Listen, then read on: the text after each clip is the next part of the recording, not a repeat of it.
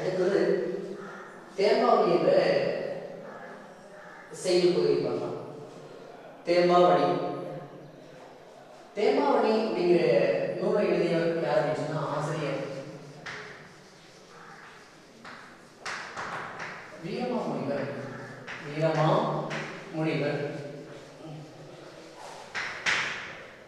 இவர் இத்தாலி நாட்டை சார்ந்தவர். வீரமாமுனிவர் இத்தாலி நாட்டை சார்ந்தவர். இவருடைய இயற்பெயர் கான்ஸ்டாண்டின் ஜோசப் பெஸ்கி. இயற்பெயர்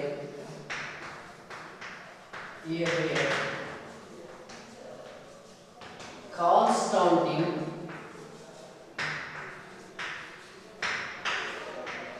ஜோசப்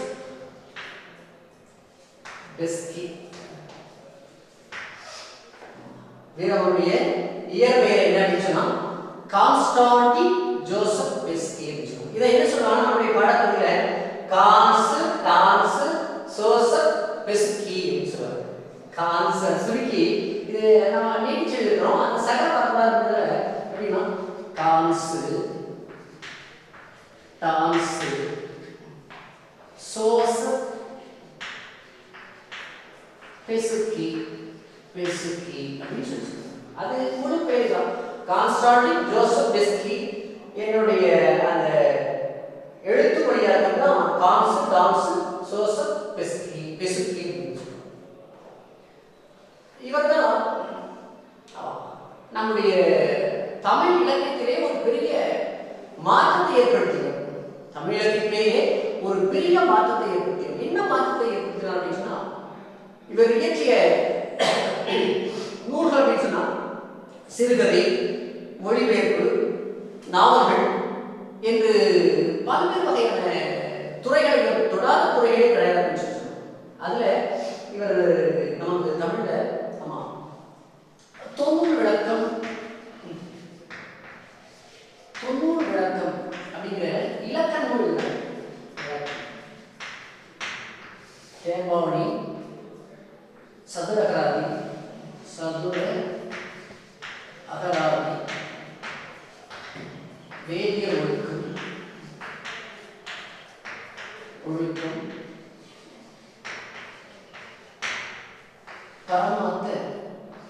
பரமாத்த குருக்கதை, இப்படி பல்வேறு வகையான நூல்கள் வந்து எழுதி நம்முடைய தமிழ் இலக்கிய வரலாற்றில் பெரும் பங்காற்றியவர் அப்படின்னு சொல்றோம். இதுல தொண்ணூறு விளக்கம் என்ற இலக்கணம் எழுதியிருக்கிறாரு. சதுர அகராதி, தமிழிலேயே முதலில் தோன்றிய அகராதி எதுன்னா சதுர அகராதின்னு சொல்றோம். அந்த சதுர அகராதி என்னும் நூலை எழுதுறது. வேதியோருக்கும் பரமாத்த குருக்கதை, இப்படி பல்வேறு வகையான நூல்கள்லாம் எழுதி நம்முடைய இலக்கணத்துக்கு பெரும் பங்காற்றியிருக்கிறாரு.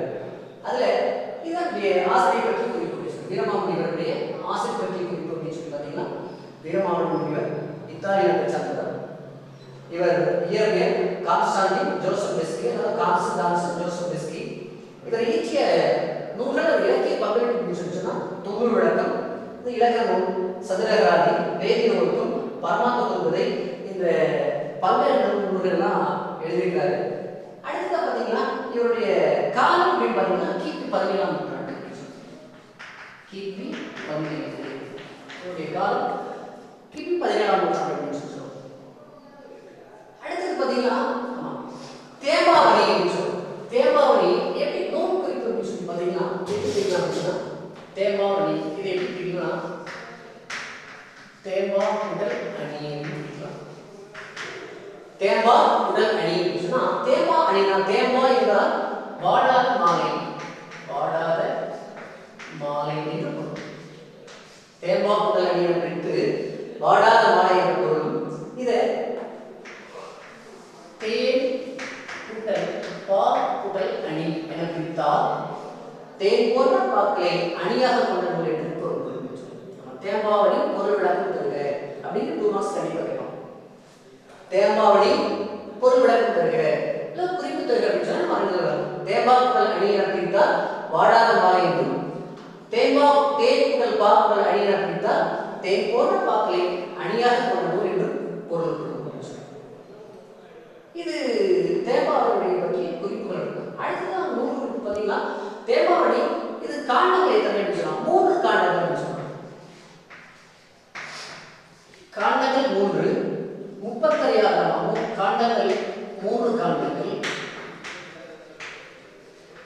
3 காண்டங்கள், 36 படலங்கள்,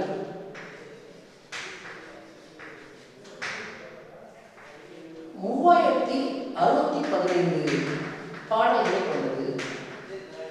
பாடல்களை கொண்டது.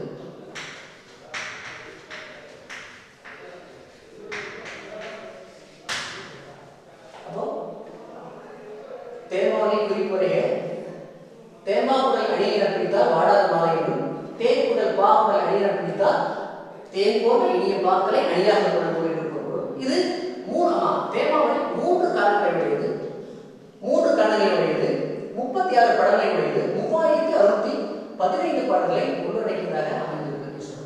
இப்போ நமக்கு இந்த தேமாவளியில நம்ம பார்க்க போற பகுதி நம்ம பார்க்கலாம். அதனுடைய மூக்கதை சுருக்கம் அப்படின்னு சொன்னீங்கன்னா, தேமாவளியில அதாவது பாட்டுடைய தலைவன் யாருன்னு சொன்னா இயேசு கிறிஸ்து அப்படின்னு சொல்லுவோம். இயேசு கிறிஸ்து தான். அடுத்தது அந்த சூசை மாமுனிவர், சூசை பாட்டுடைய தலைவன்.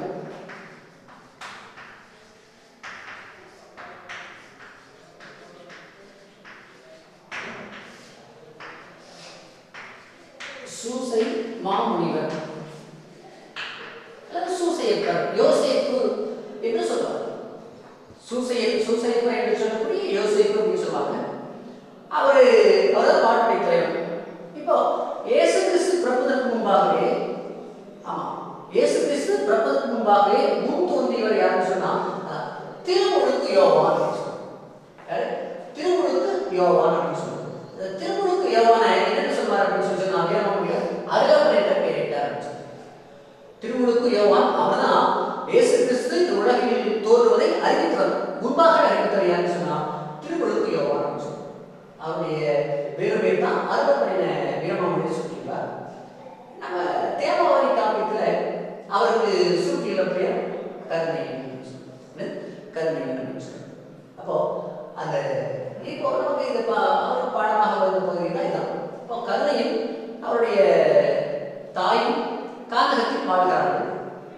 கானகத்திலே வாழ்ந்து வருகிற காலத்தில் இளமையிலேயே தாய் இவரை விட்டு மறித்து விடுகிறார், அதை இறந்து விடுகிறார். இறந்த பிறகு தாயை பிரிந்த சேகரின்னு சொல்லுவாங்க. தாயை விட்டு செய் பிரிந்தால் அது வாழ்க்கையில் நிலைக்க முடியுமா? நிலைக்கும் என்று சொல்வதை கண்டிலும் நிலைத்தால் கூட அது எவ்வளவு பெரும் துன்பத்தை அடையும் என்பதுதான் நம்முடைய கருத்து. இந்த பாடலுடைய கருத்தாக அமைகிறது. ஒரு தாயை விட்டு செய் பிரிந்தால் அது இளமையிலேயே படுகின்ற அவலங்கள், கொடுமைகள் என்ன ஏராளமாக தான் இருக்க முடியும். அப்படி தாயை இந்த கருணையினுடைய அழகனாகிய கருணையினுடைய நிலையின் தவிப்பும் பரிதவிப்பும் இந்த பாடல் 5 பாடல்களை அமைவதாக தான் நாம் பார்க்கிறோம். ஒவ்வொரு பாடலாக அந்த பாடல்களை குறைவிருக்கிறோம். அப்போ அதில் முதல் பாடல் பார்த்தீங்கன்னா பூக்கையை குறித்து பூவே புரிவடு காப்பு என்று அந்த பாடல் தொடங்குகிறது. பூக்கையை குறித்து பூவே புரிவடு காப்பு என்று தொடங்குது. தன்னுடைய தாயை இழந்த கருணையில் பூமாதேவியை நோக்கி சொல்றான். தாயே, அவனுடைய மலர்வோட கருணை குறித்து அன்னையே, என்னுடைய தாயை, என் அன்னையை நீங்கள் கருணை அன்போடு காத்தர வேண்டும் என்று சொல்லி அழுது குழம்பி அவளை குழி வெட்டி அந்த குழியிலே அருமையான மலர் படுக்கை மலராக படுத்து தாய் மலரோடு போய் கொள்ள சொல்லி அப்படியே மலரை தூவி தாயை படுக்க வச்சு அவனுடைய மண்ணை மூடி தன்னுடைய கொண்டு வந்த மலரையும் தன்னுடைய கண்ணீரையும் செலுத்தி தன்னுடைய தாய் துயிலை போல் ஆற்றி அந்த பூமி தாய்க்கு அர்ப்பணம் செய்வதாக அவரிடம் வேண்டும் என்று என்னுடைய தாயை பரிவாக அன்போடு நீ காத்துட வேண்டும் என்று முதல் பாடலை சொல்லி தருகிறார். இரண்டாவது பார்த்தீங்கன்னா வாய்மொழியாக கூறும் வாயுவே மழைநீராகி அந்த பாடல் உண்மையாக சொல்லப்படுவது. நான் எங்க அம்மா இருக்கும்போது நான் எப்படி இருந்தேன் அப்படின்னு சொன்னா வாய்மணி என்னுடைய தாய் தன் வாயில் இருக்கிற அந்த மணி போன்ற உண்மையான சொற்களை நான் கேட்டு அதையே பெரிய மழையாக அந்த உண்மையாகிய வார்த்தையே அது மழைநீராக கொண்டு என் தாயின்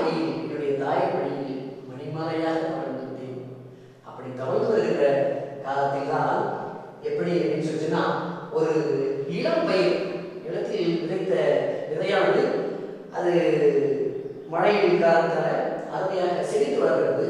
அப்படி செழித்து வளர்ந்த அந்த பயிரானது வளர்ந்து முற்றி நெல்மணிகள் முன்பாகவே மழை திடீரென நின்று விட்டால் அது காய்ந்து சருகாக போய் எவ்வாறு வாடி வருகிறதோ அதுபோல நானே தாய்மொழியில் பிறந்து அவன் இளமையில் பிறந்து அழகாக வளரும் காலத்திலே நான் வளர்ந்து வரும் காலத்தில் தாயினை விட்டு பிரிந்து விட்டாரே என்று அந்த பயிரை இவரோடு ஒப்புமைப்படுத்தி பயிராக ஒப்புமைப்படுத்தி கூறுவதை இந்த பாடலில் அமைகிறது. இரண்டாவது படத்தில் அமைகிறது. மூன்றாவது படம் பார்த்தீங்கன்னா விரிந்தன கொம்பில் கொய்த வீயன உள்ளம் வாழ என்ற பாடல் அமைகிறது. எப்படின்னு சொல்லிச்சுன்னா, ஒரு பறந்து விரிந்த படர்ந்த ஒரு மரக்கிளையில் இருந்த மலர்களை பறித்து விட்டால் பறித்து வீணா மலர் வீணா மலர் அந்த பறந்து விரிந்த கொம்புகளின் இடையே அழகிய மலர்கள் இருக்கிறது. அந்த மலர்களை பறித்து விட்டால் எவ்வாறு வாடிவிடுமோ மலர் எவ்வாறு வாடிவிடுமோ அதுபோல என்னுடைய தாயை குறித்து நான் வாடி துயர்படுகிறேன் என்ற செய்தியை சொல்லி அதுபோல நான் இந்த ஒரு துணையை பிரிந்த துணையை பிரிந்த பறவையானது எவ்வாறு வாடி அல்லல்படுகிறதோ அதுபோல என் தாயை பிரிந்து நான் வாடுகிறேன். எவ்வாறு துணையை பிரிந்த பறவை அல்லல்படுகிறதோ என் தாயாக துணையை நான் பிரிந்து அல்லல்படுகிறேன் என்ற துயர்போக்கை இந்த பாடல் வழியாக சொல்லி செல்கிறது. அடுத்த பார்த்தீங்கன்னா பாடல் 3 பிழையை பெற்றிருக்கிறோம். அடுத்து பாடல் 4 அதுல உயிர்முறை எரியே ஓர்த்த உணர்வினொத்து உறுப்புகள் இல்லா அப்படின்ற பாடல். அதாவது தாயை தெரிந்தால் பூமி தாயிடம் அன்பாக வேண்டுகோள் அடக்கம் செய்கிறான். அடக்கம் செய்து தன்னுடைய கொண்டு வந்த மலர்களையும் தன் கண்ணீராலும் தாய்க்கு அஞ்சலி செலுத்திய நிலை முதல் பாடல். இரண்டாவது பாடல் பார்த்தீங்கன்னா தாய் தான் வாழும் இளம்பருவத்தில் தன்னுடைய தாய் கொடுக்கின்ற அந்த உண்மையான சொற்களையே மழைநீராக கொண்டு தன்னுடைய தாய் மொழியில் மணிமாலையாக இருந்து அந்த இளம் பயிர்கள் எவ்வாறு வளர்ந்து கதிர்முற்று முன்பாக அது காய்ந்து சருகாகிறதோ அல்லது காய்ந்து போகிறதோ பயனற்று போகிறதோ அதுபோல இளமையில் நான் என் தாய் அரவணைப்பில் வாழ்ந்த நான் என்னுடைய வாழ்க்கையில் தாயை வளர்ந்ததனால் நாம் துயர்படுகிறேன் என்ற செய்தி இரண்டாவது படத்தில் சொல்கிறான். அடுத்தது மூன்றாவது விரிந்தன கோவில் கொய்த வீர உள்ளம் வாழ பரந்துரைந்த வளர்ப்பில் இருக்கின்ற அந்த பூவை பறித்தால் அது எவ்வாறு பூ வாடுகிறதோ அதுபோல என்னுடைய தாயை பிரிந்து நான் வாடுகிறேன். இது பறவையை போல நான் வாடுகிறேன் என்ற செய்தியை உணர்ந்து சொல்கிறான். அடுத்து பார்த்தீங்கன்னா உயிர்முறையிலேயே ஓர்ந்த உணர்வினொத்து உறுப்புகள் இல்லா அப்படிங்கிற பாடல் புறப்படுத்துகிறது. அதாவது உயிர்முறை பிழைக்கின்ற வழியை இந்த உலகத்துல வாழும் அப்படின்னா கண்டிப்பா தாய் தந்தையுடைய அரவணைப்பு வேணும். அந்த தாய் தந்தையோட அரவணைப்பு இல்லை அப்படின்னு சொன்னாலே கண்டிப்பா நம்முடைய வாழ்க்கை வேறு விதமாக போய்விடும் சொன்னாங்க. இறந்து விடலாம் அல்லது பழக்க வழக்கங்கள் நல்ல பழக்க வழக்கங்கள் கற்றுக் கொடுக்க இல்லாமல் வேறு தவறான செய்திகளுக்கு போகலாம். அதனால தான் உயிர்முறை அறியேன் வாழும் முறை தெரியாது ஓர்ந்த உணர்விற்கு உறுப்புகள் இல்லா சிந்தித்தறிகின்ற என்னுடைய பண்புகளுக்கு ஏற்றாக என்னுடைய உறுப்புகள் செயல்படாத அந்த உறுப்புகளோடு நான் என்ன செய்வது என்று என்னால் அறிய முடியலையே. நான் எப்படி இந்த உலகத்துல நான் வாழ போறேன், எப்படி இந்த உலகத்துல என்னால வாழ போறேன் அப்படிங்கிற செய்தியை இருக்கிறது.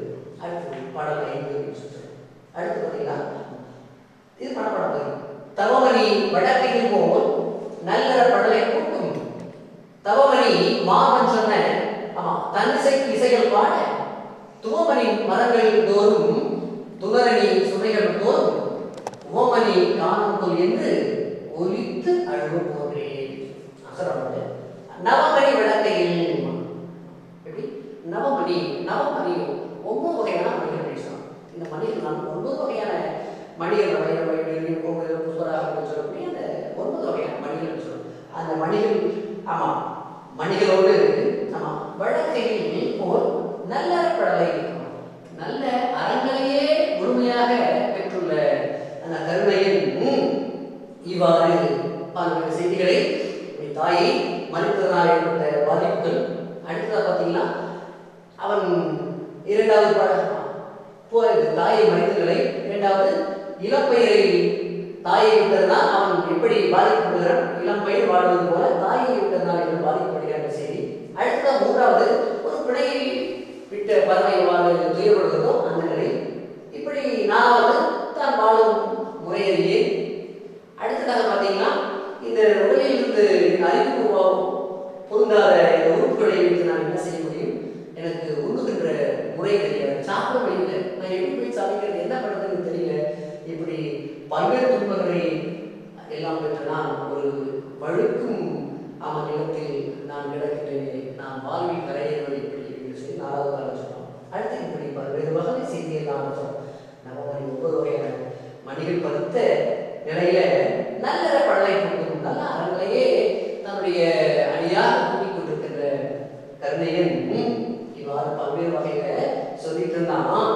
தவமணி மார்பன் சொன்ன தன் இசைக்கு இசைக்கப்பட இப்படி பல்வேறு இசையெல்லாம் ஒன்று கரைந்து கானகத்திலே இசை எழுப்ப துவமணி மரங்கள் தோறும் துணரணி சுனைகள் தோறும் அழகான மனம் மிகுந்த மலர்கள் எல்லாம் இருக்கின்ற அந்த மரங்கள் தோறும் துணர் அணி சுனைகள் என்றால் நீர் சுனைகள் இருக்கின்ற பறவைகள் மனிதர்கள் எல்லாம் ஓமனி காலம் போல் என்று ஒழித்து அழுவ போன்றே அந்த கானகத்தில் அந்த ரீங்கால் விட்டு பறவைகள் சத்தமிட்டு அவருக்கு இசைத்து போல அவருடைய துன்பத்துக்கு அதுவெல்லாம் அகிலைப்புகள் கூட பங்கு கொண்டதாக இந்த பாடல் நமக்கு அமைக்க.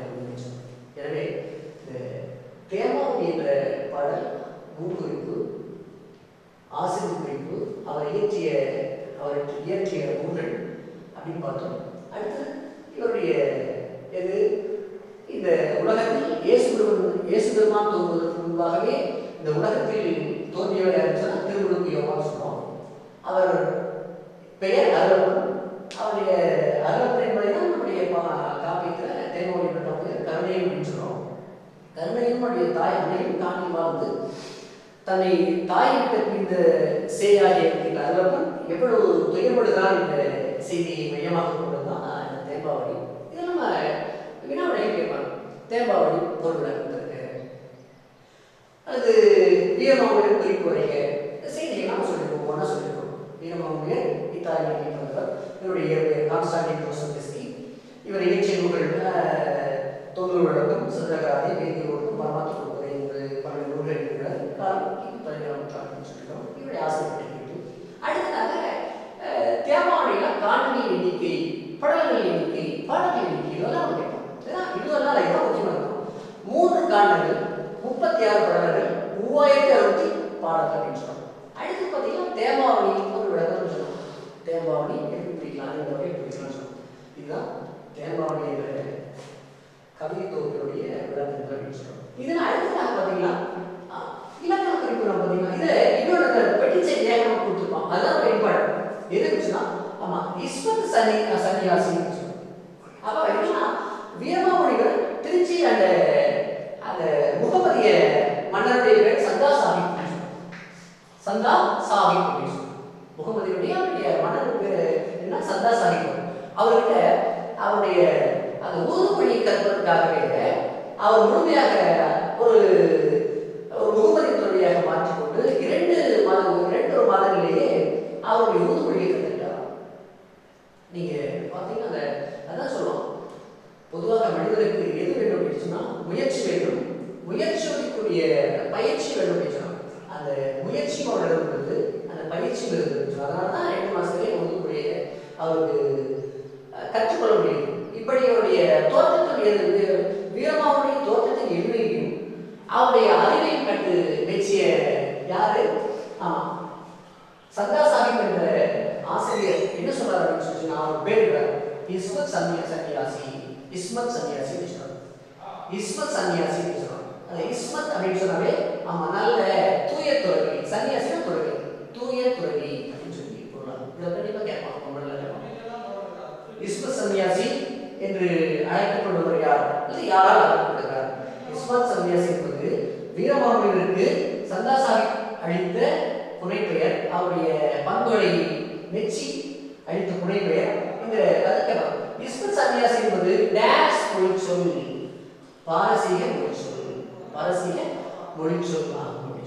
அடுத்ததாக பார்த்தீங்கன்னா இலக்கண குறிப்பு, இலக்கண குறிப்பு. இதுல தேவாவுரை நாங்கள் இருக்கிற இலக்கண குறிப்புகள் பார்த்தீங்கன்னா, ஆமா காக்கென்று அப்படின்னு சொல்றோம். ஆமா காக்கென்று என்ற இலக்கண குறிப்புனா காக்கவென்று என்ற சொல்லினுடைய தொகுத்தல் விகாரம். தொகுத்தல்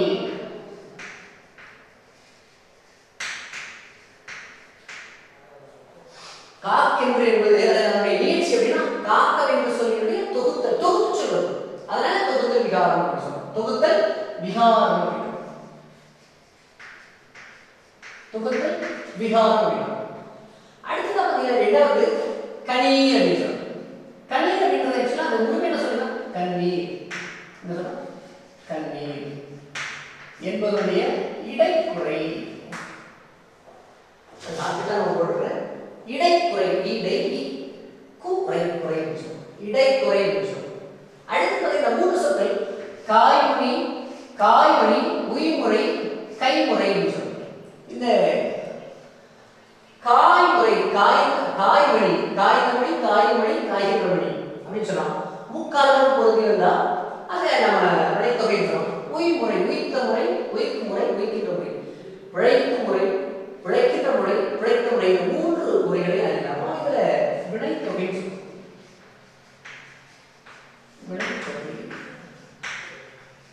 மூன்று காலங்களும் மறைந்த எச்சமாக வந்து வினைத்தொகை சொல்றோம். அடுத்தது கைமுறை. இதை எப்படி பிரிச்சுக்கலாம் சொன்னா கையால்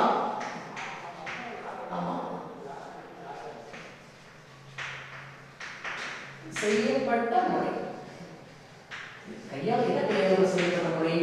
ஆமா தன் தாயால், தன் தாய் கையால் நமக்கு என்னென்ன உதவிகளை செய்தாரோ அது மட்டும் எனக்கு தெரியும் சொல்லலாம். அப்போ கையால் ஆல் என்ற ஐயால் எழுதுதல் அப்படின்னு சொல்றோம். மூன்றாம் ஐ ஆல் முதல் வேற்றுமை, எழுவாய் வேற்றுமை பெயர் உறுப்பு கிடையாது.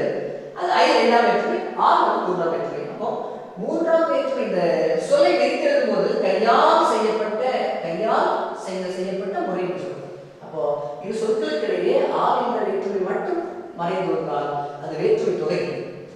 வேற்றுமை தொகையோடு பிறப்புகள் வெளிப்பட்டு வந்தாலும் வெளிப்பட்டு வந்தால் அது உருவும் பயன் உடன்தொகு தொகை சொல்றோம். உருவும் பயன் உடன்தொகு தொகை. இது என்ன? மூன்றாம் வேற்றுமை உறுப்பு. வேற்றுமை உருவும் பயனும் உடன் தொக்க தொகை. வித்தியாசப்படுது. காய்மணி உயிர்மீன்கிறது மூன்று காலங்களும் பொருந்திருந்தது. மூன்று காலங்கள் மறைந்து வந்தாலும் வினைத்தொகை. வினையாடு மறைத்தொகை, வினைத்தொகை சொல்றோம்.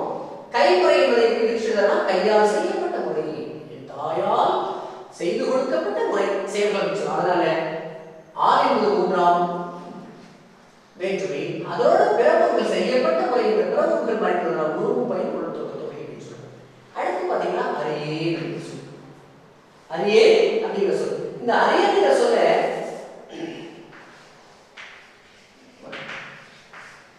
அரியங்கிற சொல் எது மாதிரி சொல்? பகுதி உறுப்புடன் எப்படி சொன்னா அரியே, அறிவுடல், ஈக்குடல், ஆக்குடல், ஏன். இது பகுதி உறுப்புடத்துல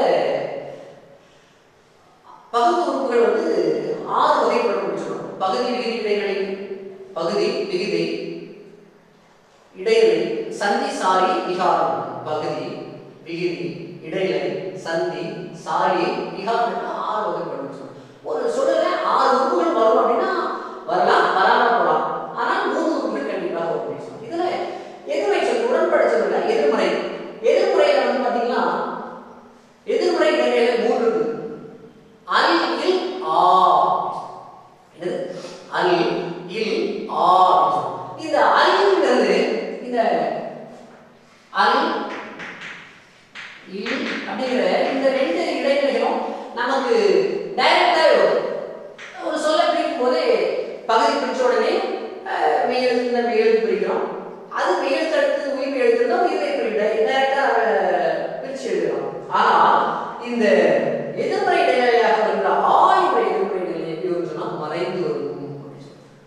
அப்போ இது மறைந்து வரும். அப்ப இது எப்படி இருக்குன்னு ஆறு சொல்றோம். அது எப்படின்னா அரி பகுதி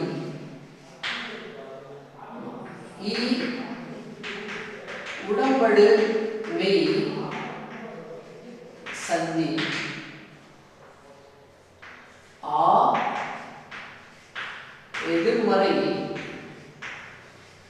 இடைநிலை உணர்ந்து கேட்டது.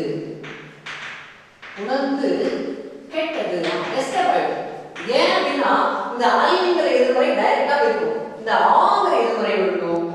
உணர்ந்து அது இசைக்காக சொல்லி முறைக்காக வரும், அப்புறம் கேட்டு வரும். அதான் உணர்ந்து கேட்டதுன்னு சொல்லுவோம். அடுத்தது ஏன்கிறது. ஏன் தம்பி தம்பி ஒரு யாரு எனக்கு தெரியாது, யாரு கருணைன்னு சொல்லலாம். அப்போ தன்மை ஒருமை வினைமுற்று விகிதம் சாப்பிட்ட விமூவி வினைமுற்று விகிதம்னு சொல்லுவோம். இப்போ அரியங்கிறது அரி இ ஆ ஏன் அரிப்பகுதி இ உடம்புடைய சந்தி ஆ எதிர்மறை இடைகளை பொழுது கேட்டது என் தன்மை ஒருமை வினைமுற்று விகிதம் சொல்லுவோம். அடுத்தது பார்த்தீங்கன்னா ஒலித்து அப்படிங்கிற ஒரு சொல் இன்னொரு ஒலித்து அப்படின்னு. இதை எப்படி பிரிக்கலாம் அப்படின்னு சொன்னா ஒளி, அடுத்து பார்த்தீங்கன்னா ஒளிப்பகுதி, அப்புறம் இத்து அந்த இத்து அப்படியே டைரக்டா கொடுக்கணும். அப்போ இந்த தூ ரெண்டா பிடிக்கணும். உயிர்மை இத்து கூட ஊர் பிடிக்கலாம். அப்போ ஒலி பகுதி இத்து சந்தி இத்து இறந்த கால இடைநிலை இறந்த கால இடைநிலை ஊ என்பது வினை எச்சு வினை எச்சு வினை எச்சு விகுதி. இதுதான் இலக்கண குறிப்புகள். இதுதான் பகுதி. நம்ம பாடங்களில் சொற்கள் ஏதாவது ஒரு இலக்கண குறிப்பு கேட்கலாம், பகுதி உறுப்புகள் ஏதாவது 2 மார்க்ஸ் நம்ம கேட்கலாம். இது முழுமையாக நம்ம அறிஞ்சு வேண்டியது. இதுதான் தேம்பாவையுடைய ஆசிரியர் குறிப்பு, நூல் குறிப்பு, அவரை இயற்றிய படைப்புகள், கதை சுருக்கம், அந்த பாடலுடைய செய்திகள், பாடலில் இடம்பெற்ற இலக்கண குறிப்புகள், பகுதி உறுப்புகள். அடுத்த பகுதிக்கு பார்த்தீங்கன்னா அடுத்தது துணைப்பாடு. ஒருவன் இருக்கிறான் அப்படிங்கிற பகுதி. ஒருவன் இருக்கிறான் அப்படிங்கிற பகுதி. இதை எழுதினவர் கு அழகிரிசாமி. கு அழகிரிசாமி. இப்போ கு அழகிரிசாமி அப்படிங்கிற ஒரு சிறந்த சிறுகதை ஆசிரியர் தான். இவர் பார்த்தீங்கன்னா கு அழகிரிசாமி சாமி சிறுகதைகள் என்ற சிறுகதை தொகுப்பிலிருந்து ஒருவன் இருக்கிறார் என்ற இந்த பகுதியானது கதை பகுதியானது நமக்கு அமைந்திருக்கிறது. கு அழகிரிசாமி பார்த்தீங்கன்னா பல்வேறு வகையான சிறுகதை, நாவல்கள், அதாவது புதினம், கட்டுரை, நாவல்கள், ஜனநாயக நூல்கள் கூட இருக்கிறார். அப்படிப்பட்ட சிறந்த ஒரு படைப்படை தான் கு அழகிரிசாமி அப்படின்னு சொல்றோம். இவர் என்ன சொல்லுவாங்க, கரிசல் எழுத்தாளர்கள் மூத்தவர் அப்படின்னு சொல்லுவாங்க. கரிசல் எழுத்தாளர்கள் மூத்தவர் அப்படின்னு சொல்லுவாங்க. இப்போ நம்ம திருநெல்வேலி மாவட்டத்தில் அந்த ஏரியாவோட சொல்றதான் திருநெல்வேலி மாவட்டத்தில் இடைச்செவல் அப்படிங்கிற இடைச்செவல் என்ற பகுதியில் பிறந்தவர், கிராமத்தில் பிறந்தவர்.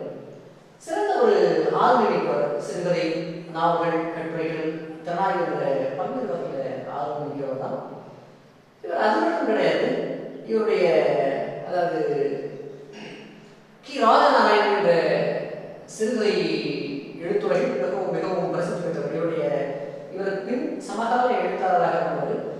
அவருக்கு இவர் எழுதிய சிறுகதைகள்லாம் மிகவும் மெச்சத்தக்க போற்றத்தக்க வகையில் அமைந்ததாக செய்தி சொல்லப்படுகிறது.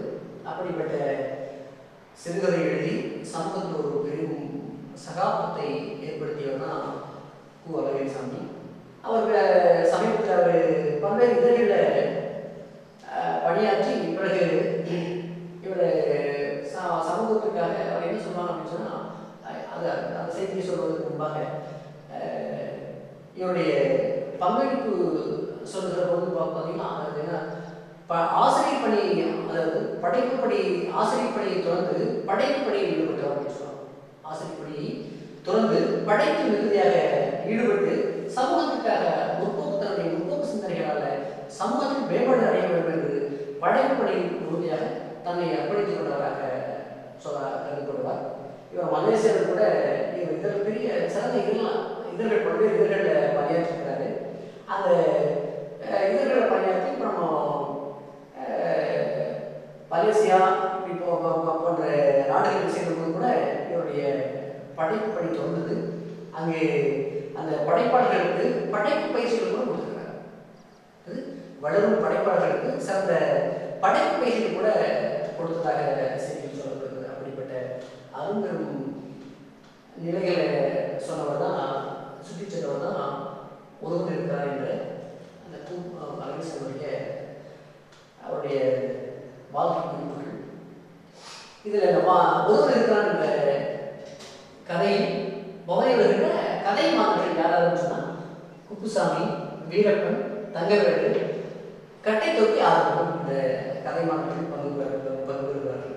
இதில் முழுமையாக ஒரு குறிப்பிடத்தக்க கதை மாணவராக அந்த கதையினுடைய மையக்கருவாக ஒரு உள்ளத்தையே புரட்டி கொடுக்கின்ற, உள்ளத்தையே வெகுண்டு செய்கின்ற, உள்ளத்தையே உருளை செய்கின்ற ஒரு படைப்பாக, பாத்திர படைப்பாக தான் குப்புசாமி சுற்றி செல்கிறார். குப்புசாமி, வீரப்பன் இருவருமே உயிருக்கு உயிராக விளங்கும் அன்பு நண்பர்களாக விளங்குகிறாங்க. இவரை தொடர்ந்து தங்கவேலு, கட்டை தொட்டி ஆர்வம். கட்டை தொட்டி ஆர்வம் அப்படிங்கிறது அவங்க ஊரிலேயே காஞ்சிபுரத்தில் வாழ்ந்து வந்தது. அவரும் பக்கத்தில் வீட்டுக்காரர் செய்வார். வீரப்பன் குப்புசாமியுடைய அண்ணன் வீட்டுக்காரர். தங்கவேலு அப்படின்னு சொல்றவர் குப்புசாமியுடைய அவங்க உறவுக்காரனுடைய கிராமம். அந்த தங்கவேலுடைய மனைவிக்கு அக்கா பையன் தான் குப்புசாமி. இதுதான் உறவுமுறை. இப்போ இந்த உறவுமுறை வைத்து தான் நமக்கு கதை பாங்கு செல்கிறது. என்ன அப்படின்னு சொல்லிச்சுன்னா, பொதுவாக நம்முடைய வாழ்க்கையில துணை கண்டிப்பா இருக்கும். துணை வேண்டும் அப்படின்னு சொன்னாங்க. துணை இல்லாத மனிதனுடைய வாழ்க்கை கண்டிப்பாக அது தடம் வரணும். துணை இல்லாத வாழ்க்கை ஒரு பெரிய கவலைக்கிடமானது, ஒரு சோகநிலையை கொடுக்கும் அப்படின்னு சொன்னாங்க. அப்படி ஒருவர் மற்றொருவரை பார்த்து அவனுடைய தோற்றங்களை, அவனுடைய செயல்பாடுகளை கண்டு இழிவாக பேசி, இழிவாக மனதில் எண்ணி, இவனுக்கெல்லாம் சமூகத்தில் ஒரு உறவு இருக்குமோ, இவனுக்கெல்லாம் ஒரு சமூகத்தில் மனிதன் இருப்பாரோ என்று மனதில் எண்ணி பிறகு அந்த மனிதனுக்கும் அற்பமாக எண்ணுகின்ற அந்த மனிதனுக்கும் ஒரு உறவு நண்பர்கள் இந்த சமூகத்தில் இருக்கிறது என்பதை அறிகின்ற போது அவனை நாம் கேவலமாக கொச்சையாக எண்ணிய அந்த மனிதர்களுக்கு பெரிய அவமானமாக தன்னையே இந்த சமூகத்தில் ஐயோ நாம் இப்படி தவறு செய்திருக்கோமோ என்று தன்னையே குறை சொல்லிக்கொள்கின்ற நிலையும் வரும் அப்படிங்கிறது தான் ஒருவர் இருக்கிறார் என்ற கதையுடைய சுருக்கம் அப்படின்னு சொல்லுவோம். குப்புசாமி அப்படிங்கிறது, குப்புசாமிக்கு அப்பா அம்மா கிடையாது. அப்பா அம்மா குடும்பமாக இருந்து அவன் யாரோட ஆதரவு இருக்கான்னா அவனுடைய தாய்மானுடைய ஆதரவு அங்கே இருக்கிறான். காஞ்சிபுரத்தில் இருக்கிறான். அவனுடைய தொழில் என்ன சொன்னா, சைக்கிள் இருசக்கர வாகனத்தில் ரிப்பேர் சைக்கிள் சொல்லி வருகிற வருமானத்தை தன்னுடைய வாழ்க்கையை தன்னுடைய மாமன் வீட்டில் வாழ்ந்து வருகிறான். இவன் வீரப்பன் என்பவன் அவனுடைய மாமாவுடைய எதிர் வீட்டு பையன், பக்கத்து வீட்டு பையன். அவன் பார்த்தீங்கன்னா விறகு கடையில் வேலை செய்யறான். இவர்கள் இருவருக்கும் அதாவது தொழில் அற்பமானது. ஆனால் அதாவது என்ன சொல்றோம் அப்படின்னா, நாம் என்ன தொழில் செய்கிறோம் என்பதல்ல, நம்முடைய பண்புகள் மாறும். தொழில் நம்முடைய பண்பை அது மேம்படுத்தாது, உணர்வுகள் தான் நம்முடைய அன்பையும் மேம்படுத்தும் அப்படிங்கிற செய்தி தான் சொல்லப்படுது. அப்போ வீரப்பனும் அது விறகு கடையில் வேலை செய்யலாம். அவனுக்கும் சொற்ப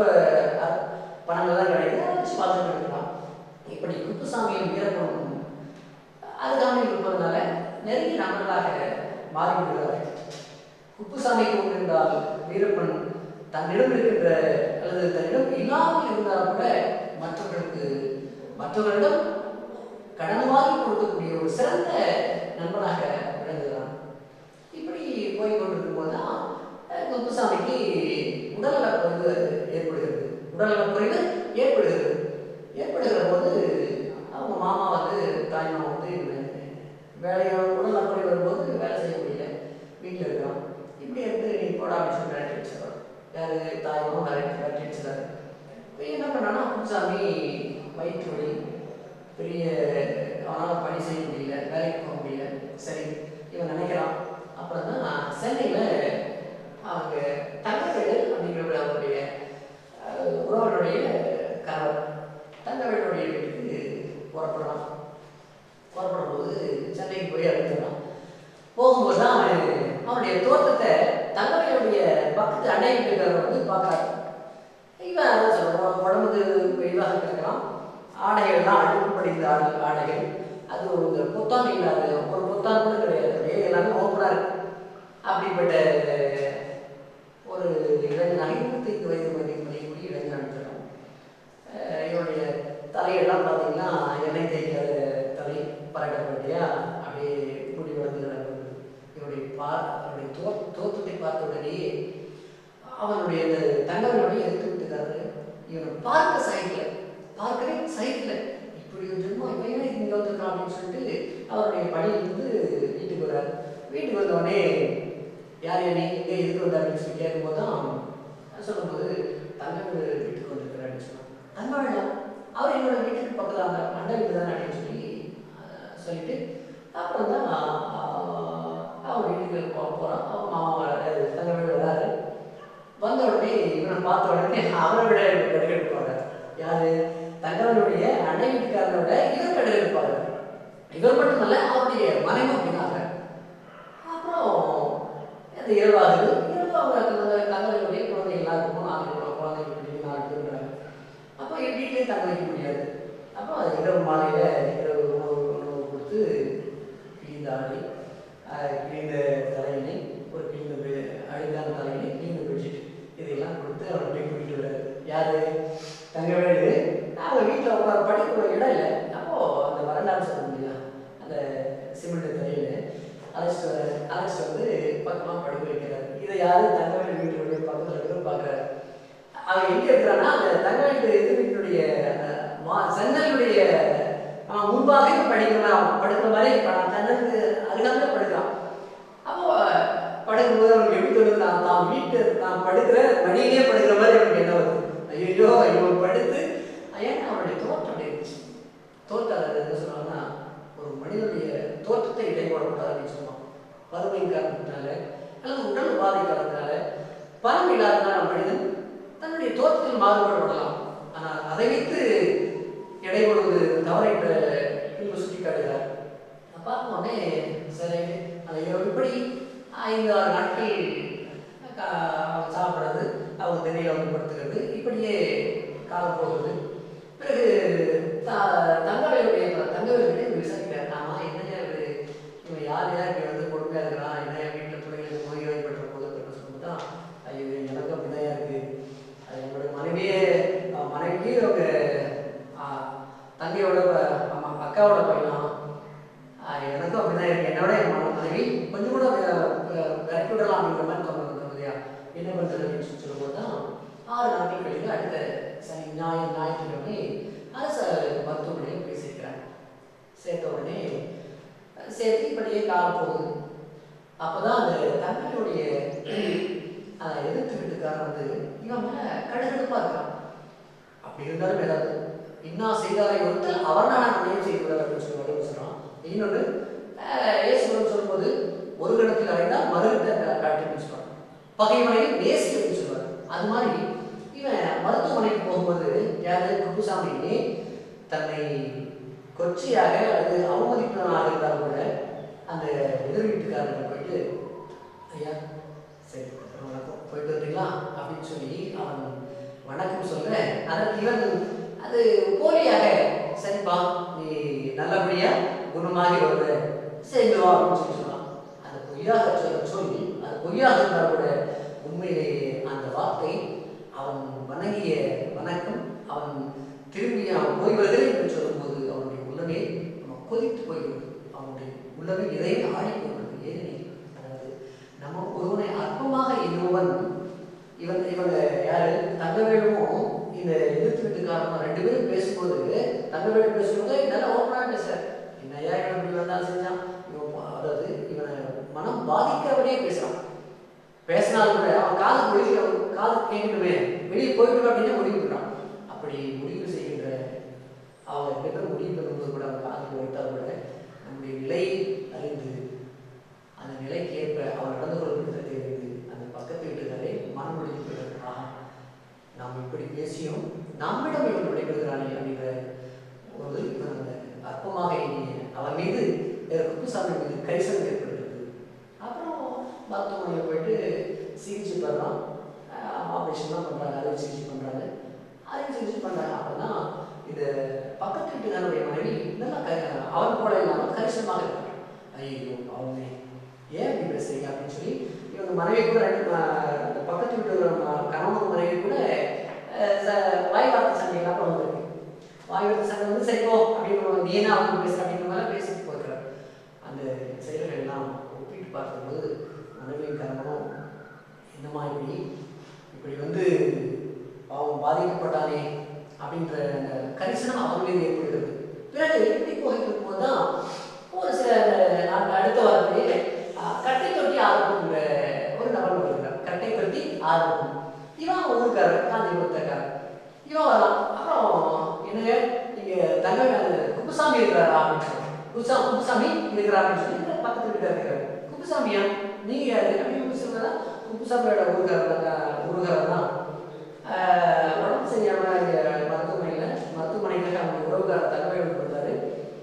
அவருடைய நண்பர் வீரப்பன் தான் என்கிட்ட ஒரு 3 ரூபாய் கொடுத்து அவங்ககிட்ட பணம் இல்லாமல் 3 ரூபா கொடுத்து கடை வாங்கி கொடுத்து அவருக்கு மருத்துவமனைக்கு உதவியாக சொல்லியிருக்காப்படி.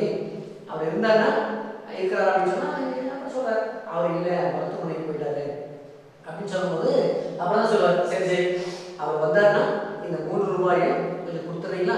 அவர் குப்புசாமிக்கு கொடுத்தாலும் சரி, வீரப்பன் அது தகவலுக்கு கொடுத்தாலும் சரி, யாருக்கு கொடுங்கன்னு சொல்லிட்டு அதோட இவன் பையன் எடுத்து வந்த குழந்தைகள் பையன் எடுத்து வந்த சாத்துக்குடி பழங்களை கூட 2 பழத்தை எடுத்து கொடுத்துட்டு பிறகு எதையும் யோசிக்கிறவங்க கணக்கு போட்டு அப்படி நான் சொல்ல முடியாத ஒரு பொருள் எடுத்தால் சரி இங்கே பாப்பாவுக்கு அக்காவுக்கு கொடுக்கலாம் அப்படி ஒரு மத்திக்கு போட முடியாது, இது கொடுத்த வீட்டில் ஏதாவது பிரச்சனை இருக்கும் அப்படின்னு மத்திக்கு போடுவோம். அது மாதிரி அவரோட ஒரு சில வீட்டிலே கணக்கு போட்டு அதை 2 பழத்தை கொடுத்து அத்தோடு ஒரு பாக்கெட்டில் ஒரு ரூபாயை எடுத்து கொடுத்து அவனுக்கு அந்த உறவினுடைய நிலைகளையும் கொடுக்கும்போது தான் அந்த பக்கத்து வீட்டுக்காரருக்கு ஆஹா நம்ம அந்த உலகிலேயே ஒதுக்கப்பட்டவர் இவருக்கு ஆதரவே இல்லை என்ற அந்த எண்ணப்பட்ட அந்த குப்புசாமிக்கு இப்படிப்பட்ட நபர்கள் கூட இருக்கின்றார்களா அப்படிங்கிற எண்ணம் அவனுக்கு இன்னும் அவனுடைய அந்த ஆணவ போக்குகள் எல்லாம் அறிந்து அவன் மீது ஒரு கரிசனம் பிறகு கட்டை தொட்டி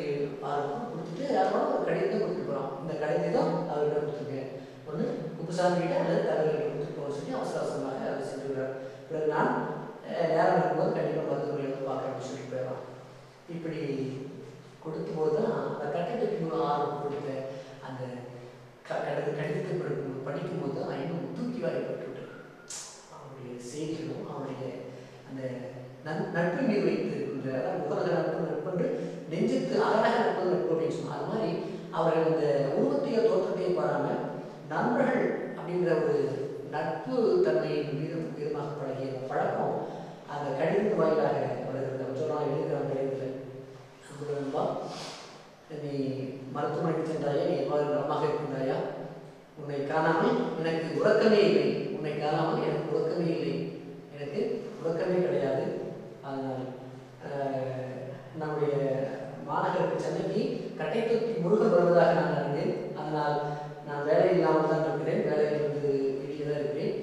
இந்நிலையிலும் மற்ற ஒருவரிடம் நான் கடன் வாங்கி அந்த 3 ரூபாய் கொடுத்துருக்கிறேன். நானே வந்திருப்பேன், ஆனால் அந்த 3 ரூபாய் பயணச் செலவுக்காக சேர்த்து உனக்கு இல்லை, பயணச் செலவுக்கே போய்விட்டு இருக்கும், உனக்கு உபகாரமாக இருக்குமே என்பதற்காக நான் கட்டத்துக்கு முறைகளோடு கொடுத்திருக்கின்றேன். நீ இறைவன் உணவுடைய தினமும் இறைவனிடம் வேண்டிக் கொள்கிறேன், நீ வந்தால்தான் நான் உண்ணுகின்ற ஒரு ஒரு வாய் சோறு சோறாக இருக்கும் அப்படிங்கிற கடிதத்தை படித்தவுடனே அவர் மனம் கலங்கி ஒரு கண்டெழுந்து கண்ணீர் ஆனந்தமாக அப்படியே தெரிய ஆரம்பிக்க அதை மறைத்து கொண்டு தன்னுடைய மனைவியிடம் அழக்கூடாது என்பதற்காகவே அந்த கடிதத்தை படித்து படித்து படித்துப்பார் என்று பாத்ரூமுக்கு சென்று ஓ என்று அழுது தன்னுடைய செயல்களுக்கு தன்னுடைய தவறான செயல்களுக்கு பிறரை புரிந்து கொள்ளாமல் ஆணவப்போக்காக நடந்து கொண்ட அந்த செயல் அவனுக்கு அந்த மனதில் இறங்கி இந்த உலகத்திலே ஒதுக்கப்பட்ட குப்புசாமி போன்ற ஒருவனுக்கு வீரப்பன் என்ற ஒருவனும் அவன் மட்டுமல்ல எனக்கும் ஒருவன் அவன் இருக்கின்றான் என்று இந்த கதை முடிக்கிறது. எனவே ஒருவன் இருக்கின்றான் என்பது இந்த உலகத்தில் ஒருவனை நம்பியே வாழ்கிறது. ஒருவனுக்கு துணை இல்லாமல் உலகத்தில் கிடையாது. அப்படி வாழ்கின்ற இந்த காலங்களில் நாம் தோற்ற பொழிவை கண்டு தோற்ற உருவங்களை கண்டு ஒரு மனிதனை இடைப்படக்கூடாது, அவனுடைய உள்ளத்தை கண்டு இடைப்பட வேண்டும் என்ற இந்த கதைப்பாடு நமக்கு சுற்றி செல்கிறது. இதுதான் ஒருவன் இருக்கிறான் என்று சொல்றோம். அடுத்ததாக அணி.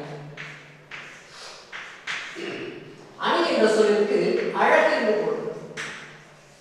அழகு அணி என்ற சொல்லுக்கு அழகு என்று சொல்றோம். அதாவது நம்ம மனுஷனுக்கு பார்த்தீங்கன்னா பெண்களாக இருந்தாலும் சரி ஆண்களாக இருந்தாலும் சரி ஆடை அணிகளால் நம்மை அழகுபடுத்திக்கிறோம். ஆடை அணிகளால் நம்மை அழகுபடுத்திக் கொள்கிறோம்.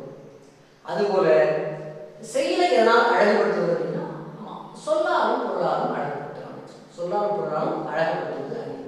அதனால தான் அணின்னு சொல்றோம். நமக்கு பாடமாக வந்திருக்கின்ற பகுதிகள் 4. ஒன்று தற்கொலை பெற்றணி, தீபகணி, நிரல்நிலை அணி, தன்மை அணி என்ற 4 அணிகள் அப்படின்னு சொல்றோம். தற்கொலை பெற்ற அணி